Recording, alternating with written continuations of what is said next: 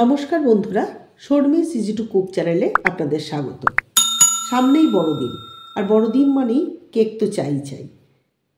Rich plum fruit cake তো অনেক খেয়েছেন, তাই এবারে একটা নতুন ধরনের কেক বানিয়ে নিন। ক্যারট হানি ডিলাইট নিয়ে নিয়েছি, দুটো গাজর নিয়েছি, হানি এবং ডিলাইট অর্থাৎ দুধ।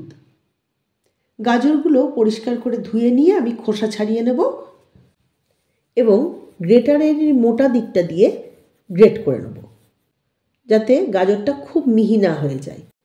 ঠিক এই রকম গ্রেট করব। আপনারা আপনাদের কেকের পরিমাণ অনুযায়ী ময়দা এবং গাজর দেবেন। নিয়ে নিচ্ছি মেজারমেন্ট কাপের 1 কাপ গুঁড়ো চিনি, দিয়ে দিচ্ছি ওই কাপেরই 1 কাপ দুধ। খুব ভালোভাবে এই দুটো মিশিয়ে নেব, যাতে চিনিটা দুধের সাথে ভালোভাবে গুলে যায়।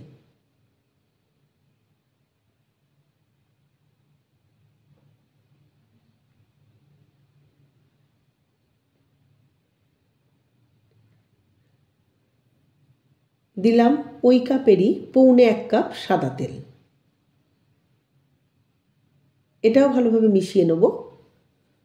আমি খুব সহজ ঘরোয়া পদ্ধতিতে দেখাচ্ছি, যাতে সবাই বাড়িতে এটা বানাতে পারেন।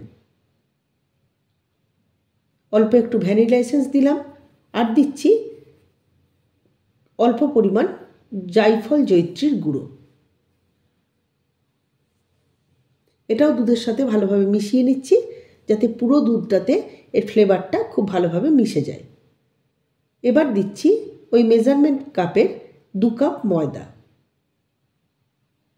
অর্থাৎ 1 কাপ দুধ, 1 কাপ গুঁড়ো চিনি, 2 কাপ ময়দা।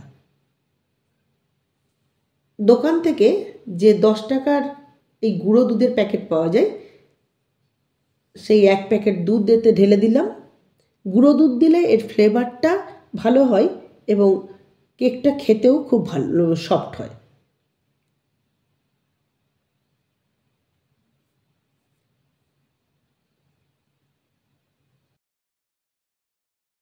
খুব ভালোভাবে এটা একসাথে মিশিয়ে নিচ্ছি। অল্প 1 পিঞ্চ নুন দিচ্ছি। এই কেকে অল্প একটু নুন দিতে হয়। এই নুনটা আপনারা যখন ময়দাটা দেবেন সেই সময়তেও দিতে পারেন।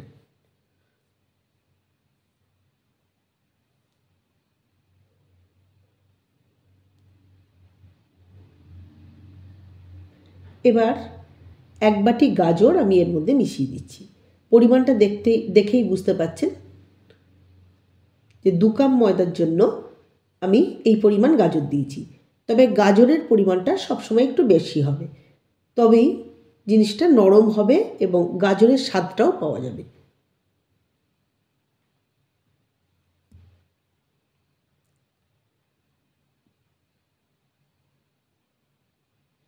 দিয়ে দিচ্ছি হানি,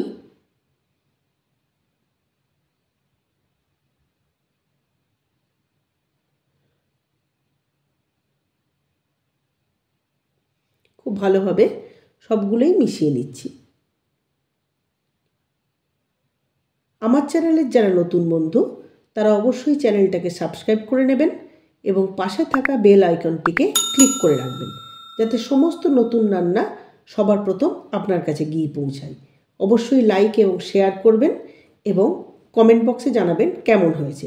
দিয়ে দিলাম 1/2 চামচ বেকিং সোডা এবং 1 চামচ বেকিং পাউডার, আর দিয়ে দিলাম 2 চামচ ভিনিগার। এইগুলো শেষেই দেব। এবার একসাথে মিলিয়ে দিচ্ছি।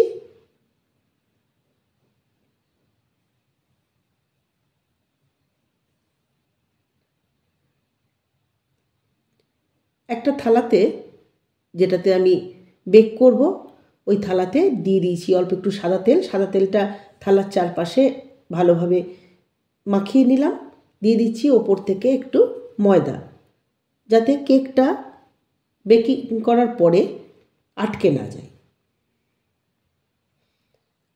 যদি বাড়িতে বাটার পেপার থাকে তাহলে ব্যবহার করবেন, না হলে কোনো দরকার নেই। এবার এই ব্যাটারটা এর মধ্যে ঢেলে দিচ্ছি। ব্যাটার সব সময় অর্ধেক বা অর্ধেকের বেশি জায়গায় দেবেন, যাতে ফুলে ওঠার পর একটা জায়গা থাকে। ভালোভাবে ট্যাপ করে দিলাম যাতে ভিতরের এয়ার বাবলসগুলো না থাকে। এবার কড়ার মধ্যে খানিকটা নুন দিয়ে দিয়েছি। কেকটা আমি নুনের ওপর করব।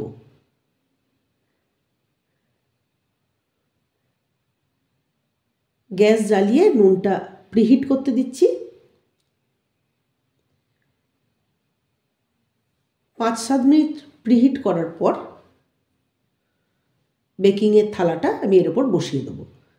আপনারা যদি ইচ্ছা করেন এর ওপর কোনো রকম স্ট্যান্ড দিতে পারেন, বা স্ট্যান্ড না দিলেও কোনো অসুবিধা নেই। যেহেতু আমি নুনের ওপর বানাচ্ছি ওই জন্য স্ট্যান্ড না দিলে কোনো সমস্যা নেই। এবার আমি ঢাকা দিয়ে দেবো।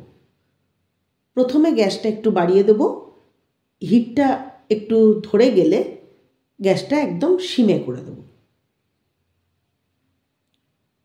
খুব বেশি সময় লাগে না, অল্প সময়ের মধ্যেই হয়ে যায়।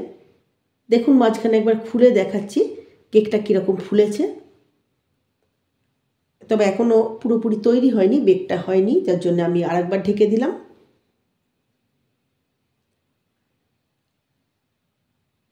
এবার কেকটা ঠিকঠাক শক্ত হয়ে গেছে।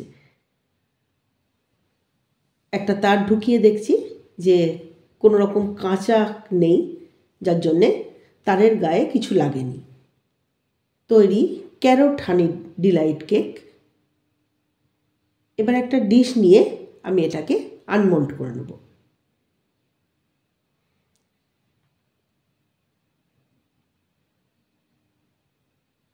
এই কেক খেতে অত্যন্ত সুস্বাদু এবং উপাদেয় বটে। অবশ্যই ক্রিসমাসে এই নতুন ধরনের কেকটা বানাবেন এবং বাড়িতে সবাইকে খাওয়াবেন। অবশ্যই জানাবেন কেমন লাগলো।